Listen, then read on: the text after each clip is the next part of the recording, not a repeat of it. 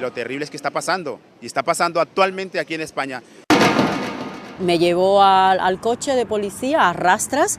Yo, el otro compañero, le decía que él me dejara, que yo iba a darle la documentación, pero este para nada, era una persona bastante violenta. Pegaron un chico chino en nuestra cara y nosotros no podíamos hacer nada. Llevaron al chino y quedamos ahí y decidimos hacer una huelga de no comer ni nada, porque ellos no tienen derecho a hacer esas cosas.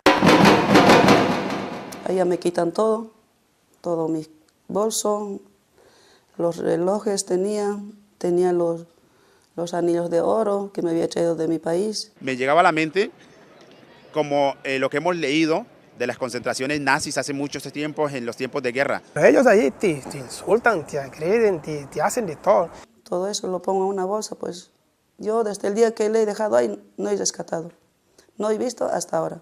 Yo le dije que no le había dado la documentación a él porque me había cortado la llamada de teléfono con mi madre, me había sacado de un locutorio y además no me había dado ninguna explicación para decirme que le diera la documentación en esa forma. En los CIES, en este momento, deben tener cantidad de personas allí encerradas y hacinadas como si fueran delincuentes. Único delito, no tener documentación. ¡Ningún ser humano es ilegal! ¡Ningún ser humano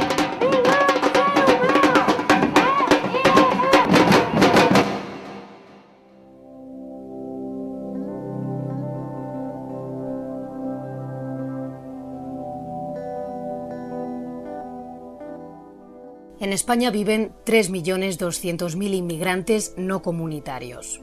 88.000 están en situación irregular. La posición geográfica de este país, situado al sur de Europa y con gran crecimiento económico hasta el comienzo de la crisis, hace que se haya convertido desde la última década en la puerta principal de entrada al viejo continente. Vieja promesa de mejor futuro, hoy en decadencia.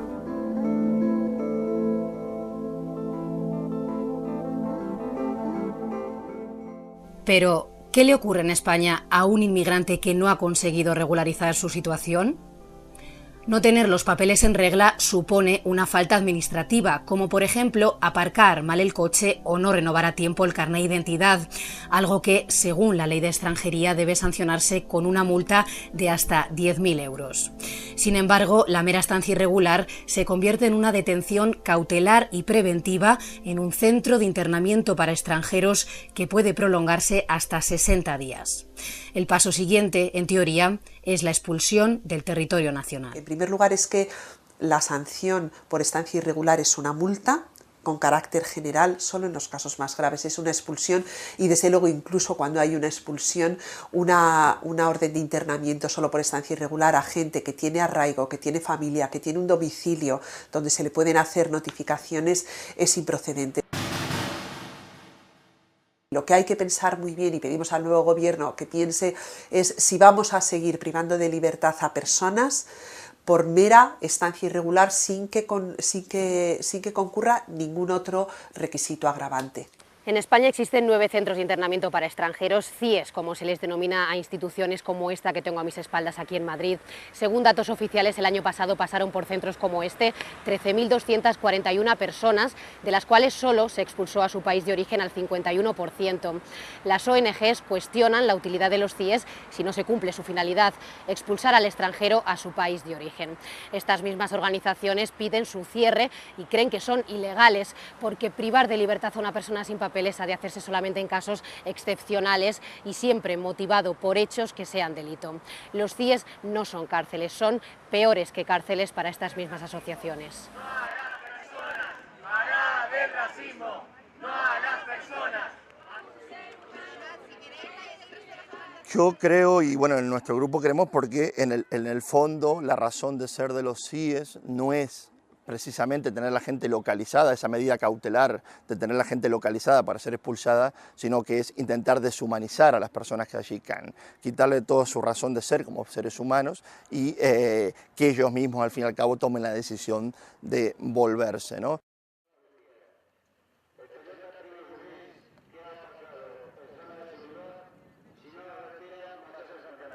Yo creo que hay un mensaje para la gente que está por venir, pero fundamentalmente hay un mensaje para la sociedad autóctona, diríamos.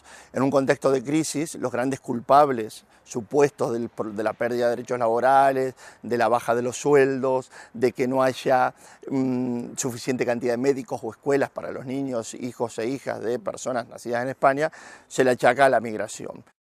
El tema de por qué nos pulsan es porque esto cuesta dinero, esta es la realidad. Digamos, la migración es un negocio, esto nadie se lo debe olvidar, es un negocio para los consulados y las embajadas, y esto hay que decirlo, y si esto en cierta forma también sucede es porque nuestros gobiernos no hacen lo suficiente para defender los derechos de sus personas. El Gobierno de España reconoce que hay una razón económica. Expulsar a todos sale demasiado caro. Sostiene que la Administración se encuentra también con otros problemas, como identificar correctamente a los internos. Evidentemente no es un ratio óptimo. Pero ¿por qué no es un ratio óptimo? Pues porque tenemos que mejorar en la gestión, porque hay mucha tramitación administrativa en la que tú cautelarmente ingresas a una persona en el CIE y él esgrime, oiga, yo no estoy bien identificado o yo no soy de esa nacionalidad. Y entonces esas cuestiones, que ahora es lo que vamos a tratar de mejorar con respecto al régimen de gestión, esas cuestiones lo que provocan habitualmente es que cuando se va a materializar la expulsión, como no se han cumplido determinados requisitos que son imprescindibles, por poner ejemplo, el saber cuál es tu lugar de destino, en ese supuesto, pues lógicamente no se materializa la expulsión y te has tirado un cierto tiempo dentro del centro de internamiento. La muerte de 2 extranjeros en los CIEs de Barcelona y Madrid en los últimos meses ha vuelto a cuestionar las condiciones en las que viven las personas internadas en ellos. La Comisión Española de Ayuda al Refugiado, una de las ONGs más respetadas en este ámbito, fue la primera en dar la alarma con un informe que sacaba a la luz datos muy negativos sobre la vida en los CIEs. Un 40% de los internos denunciaba malos tratos físicos o verbales, un 4% torturas graves y 2 de cada 10 afirmaba tener planes de suicidio. Nosotros hablamos de tortura cuando un funcionario público ejerciendo sus funciones provoca algún tipo de sufrimiento físico o psicológico en una persona, pues con un efecto amedrentatorio o de intimidación o para obtener información, etcétera, etcétera. Y eso sabemos, eso tenemos testimonios de que ocurre en los CIE y además ocurre con relativa frecuencia. Son prácticas de castigo colectivo, son prácticas que al final lo que pretenden es, en una situación que es, digamos, una bomba de relojería, porque tienes un montón de gente desesperada y hacinada, intentar cómo marcar las reglas del juego. Entonces, eso, que es una perversión, digamos, del sistema, uno la puede llamar de muchas maneras. Yo creo que hay que llamarla por su nombre y que efectivamente, según la legislación internacional, pues eso se denomina tortura y hay que aceptar que ese tipo de prácticas están ocurriendo en una sociedad pues supuestamente democrática como la nuestra. El Cuerpo Nacional de Policía, responsable hasta el momento de la gestión de estos centros, ofrece otro punto de vista. Tenga usted en cuenta que para la cantidad de gente que pasa por los CIE, las incidencias que se producen son francamente pocas, a pesar de la multitud de personas que vienen y, repito, de la conflictividad de algunos de los internos, porque estamos hablando de personas que muchas veces acumulan unos grandes y largos historiales profesionales delictivos, y que por todos los medios intentan evitar su expulsión del territorio nacional y recurren a todo tipo de tretas y de artimañas con el fin de eludir esa expulsión. Por su parte, el Defensor del Pueblo, en su último informe anual, pide una revisión completa de los CIEs y muestra su preocupación por la situación de los inmigrantes internados. Nuestra preocupación sobre los CIEs parte ya desde un inicio, quiero decir, desde la concepción de lo que es un CIE. ¿Por qué? Porque siempre se ha dado una definición negativa. Se dice, no es un centro penitenciario. Vale, no es un centro penitenciario, pero entonces, ¿qué es? Esas detenciones cautelares, que se llaman así, esas detenciones cautelares, no se pueden dar en caso de personas inmigrantes que están identificadas, además. No se las puede coger, llevar a la comisaría y tenerlas allí detenidas. Le dicen, no, es que es una detención cautelar. Oiga, mire, no, las leyes son las que son y no se debe hacer. Carmen es boliviana. Llegó a España hace 5 años para intentar dar un futuro mejor a sus hijos. Trabajaba cuidando a una anciana cuando la policía la detuvo en la calle y la mandó al CIE de Madrid, donde pasó 40 días. Perdió su empleo y todas sus pertenencias. Y ahí adentro es muy feo es ahí adentro. Peor que una cárcel debe ser, yo creo que yo nunca he conocido cárcel, pues ni nada. Pues según yo, pues la noticia, todo que escucho, en la cárcel dice que están bien comidos, bien dormidos, en una habitación 1000 lujos, pero aquí no tenemos habitación ni nada, solamente una manta y una colchita así, un colchoncito como se dice. Y algunas veces pues se quedan los guardias hombres, hay días o mujeres. Entonces los hombres, a cambio del sexo, le dicen a las chicas que dicen, te vamos a dar libertad a la calle, pero a cambio de eso. Y nos obliga a comer esas comidas quemadas, podridas. Entonces se pasa muy mal ahí adentro. Y hay unas agentes que son muy malas, con unos palos así que nos quiere pegar si no comemos, si no hacemos buenas cosas como ellos dicen. Carmen llegó al CIE porque 2 policías la detuvieron a la salida del metro cuando se dirigía al trabajo por la mañana. Desde el año 2009, el Sindicato Unificado de Policía denuncia que recibe órdenes expresas del Ministerio del Interior para detener semanalmente a un número determinado de extranjeros irregulares. Cada semana una raza y un número para cumplir una cuota estadística. La circular 1/2010, donde aparecía por escrito esta directriz, causó tal revuelo en España que ahora el mandato llega de viva voz. El último recuento de este sindicato es de hace 2 meses. 370 inmigrantes detenidos en Madrid en tan solo 4 días. La verdad es que la situación es intolerable. Es decir, nosotros no entendemos que para engordar una estadística policial, para presentar este mes más detenidos que el mes anterior, tengamos que recurrir a una identificación masiva de ciudadanos para, entre ellos, poder detener a unos cuantos inmigrantes ilegales para que, bueno, parezca que esos detenidos pues lo son todos por delito. Y sin embargo, pues la mayoría, más de la mitad, no lo son por delito. Son nuestros propios jefes, los comisarios de distrito, los comisarios provinciales o los jefes superiores, los que están diciendo que esto se siga haciendo así. Porque de lo contrario, si no lo haces así, es decir, si sales a patrullar, si sales a prevenir que se cometan delitos y en una tarde pues haces 2 o 3 identificaciones nada más, lo más seguro es que al día siguiente o a la semana te cambien de servicio. Tengas un servicio peor o tengas un puesto de trabajo peor que el que tienes, con lo cual no es que te estén obligando, te estén dando instrucciones claras, pero si no lo haces, la represalia es esa. Falta de atención sanitaria y jurídica, hacinamiento, ausencia de intérpretes y de información. No saber qué pasa, ni qué va a pasar, ni cuándo vas a salir.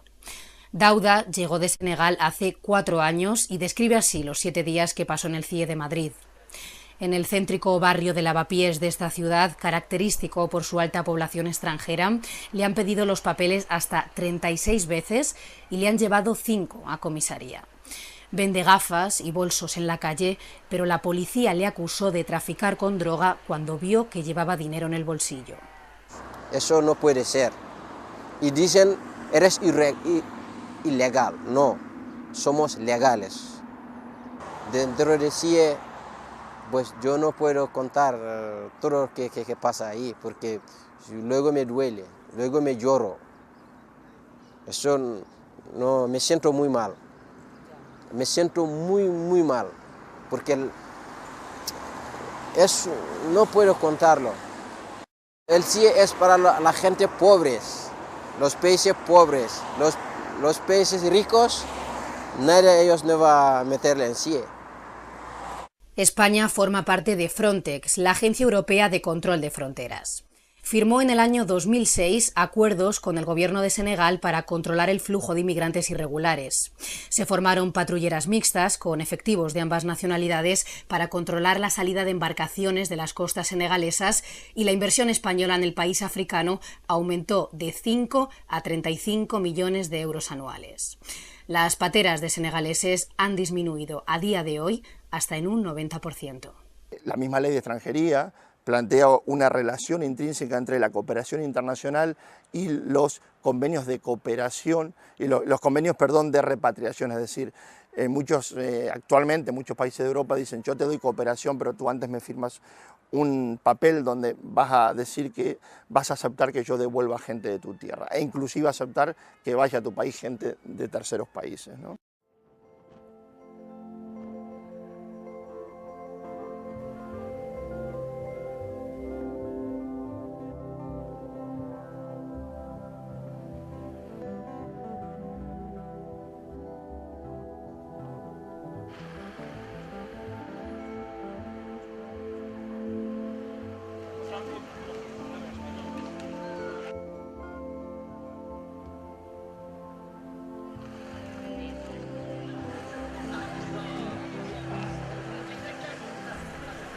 Melilla, ciudad española al norte de África, en la frontera con Marruecos. Entre ambos países hay una valla que les separa. Cuenta con más de 10 kilómetros de extensión y 7 metros de altura, y en ella han muerto al menos 27 personas desde su construcción, según datos de ONGs locales. El objetivo es el control del paso de inmigrantes a España. En la valla trabajan conjuntamente las fuerzas de seguridad de ambos estados, a pesar de que Marruecos no reconoce la identidad española de Melilla y reivindica el territorio. Efectivamente, el vallado fronterizo es un elemento anti-intrusión físico, mecánico y tiene diversos controles. Lo es físico, lo es mecánico, pues porque tiene elementos abatibles, tiene una serie de sensores. Si cualquier persona desde el exterior toca la valla con la suficiente fuerza, tenemos en nuestro centro de control fronterizo una alarma que es visual y también acústica.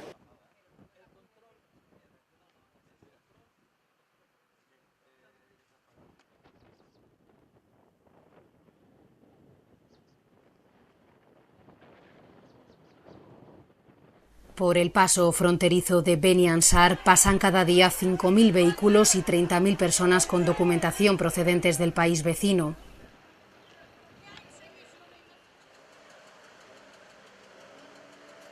Los subsaharianos corren peor suerte.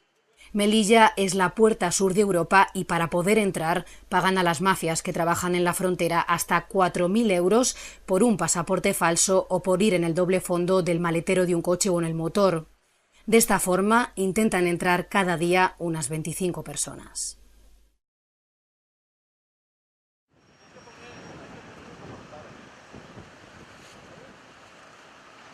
Es el caso de este chico de 23 años proveniente de Ruanda que lo empeñó todo para venir a España tras años de viaje por el África Negra. Su sueño se quedó en la guantera de este coche. Este salpicadero venía completamente atornillado y desde fuera, a simple vista, no se apreciaba nada. Es la experiencia de los guardias civiles que trabajan aquí la que hace que ante cualquier indicio ese vehículo se aparte de la fila y podamos ver su interior, si ha sido manipulado. En el momento que comprobamos que alguna persona puede ir en el interior, lo primero es velar por su seguridad, arrancar literalmente el salpicadero y sacar a esa persona porque puede peligrar su integridad física. Una situación parecida es la de Mohamed Amin, sirio que huyó de la guerra de su país hace 7 meses. No tiene pasaporte de ningún lugar porque una mafia rompió su documentación en la frontera. No puede entrar ni salir de Melilla. أنا قالني فت بالأوروبا خلاص بيعطيك حقوق الإنسان وبيعطيك كل شيء وبيعطيك وتعيش ومثل الخلق والناس ومثل أي بني آدم تعيش أنا قد بدي أعيش ما بعرف صار 7 أشهر. Para Mohamed y otros 800 inmigrantes como él que están en Melilla, la solución es el CETI, el Centro de Estancia Temporal para Inmigrantes. El CETI es el Centro de Estancia Temporal de Inmigrantes, que es un centro al que van todos los inmigrantes que entran a Melilla. Y es un centro temporal, pero temporal tiene el nombre solo. José Palazón es profesor y el presidente de la ONG Prodein. Pero la cuestión aquí es que no saben cuánto tiempo van a estar, o sea que es que pueden tirarse 5 o 6 años aquí. Eso es, en fin, desde mi punto de vista y desde el de ellos, pura tortura psicológica. Estar 6 años aquí sin hacer nada, cada día esperando a ver cuándo deciden hacer algo contigo y tampoco sabes qué es lo que van a decidir, o sea que nunca tienes información sobre nada. El CETI es el paso cero antes del CIE. Su régimen es más abierto, sus internos pueden salir a la calle aunque no pueden empadronarse ni trabajar. Las familias están separadas por módulos. Muchos han construido un poblado chabolista enfrente del centro porque así, dicen, se sienten más libres. Hacen su propia comida, tienen sus horarios y pueden dormir con sus parejas y con sus hijos. Dentro de Chabola sí, cuando estoy con mi mujer sí, estoy bien. Pero cuando me salgo de aquí me salgo con miedo.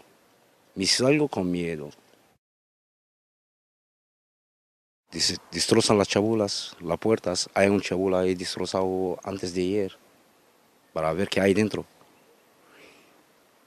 Esto.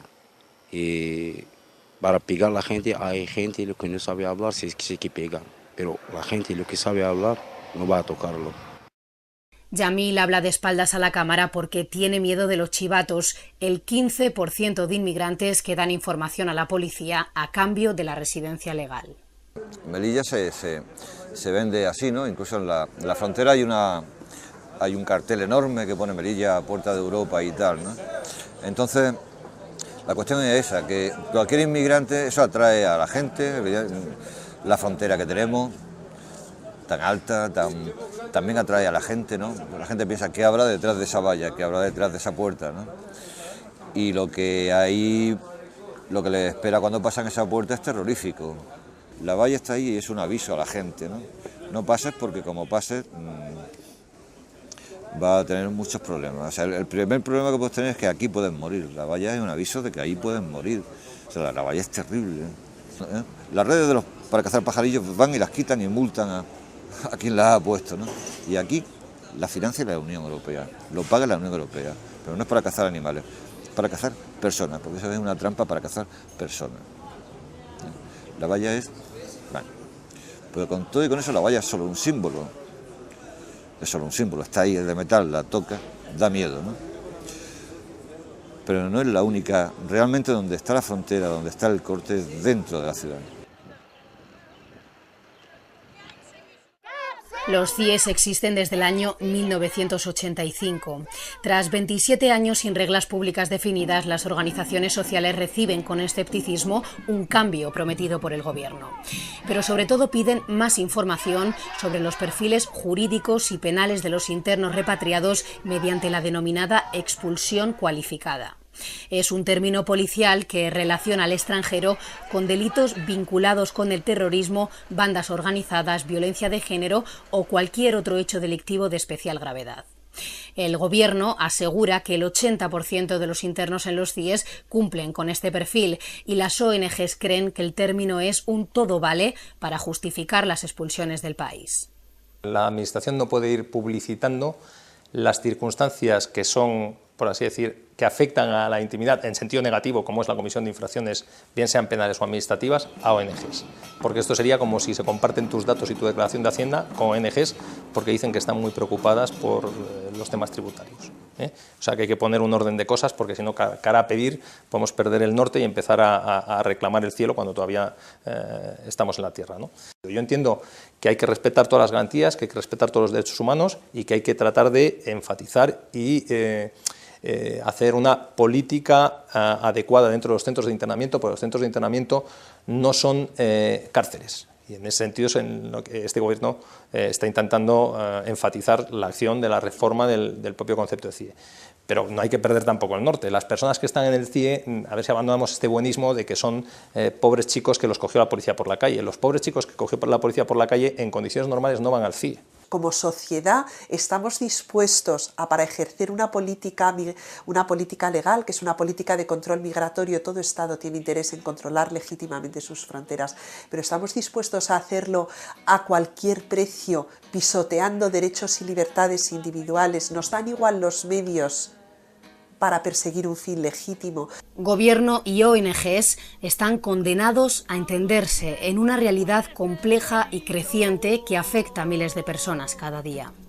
Personas que viven entre el limbo del desarraigo y la desesperanza en una Europa vieja que lucha por salir a flote. Ellos condenan al que solo trabaja por un sueldo miserable, por un trozo de pan. Me quieren encontrar, me quieren atrapar, me quieren expulsar, me llaman ilegal. Me quieren encontrar, me quieren atrapar, me quieren expulsar, me llaman ilegal. Y mientras al que me explota me llaman señor, yo me escondo y el miedo me causa dolor. Mientras al que me explota me llaman señor.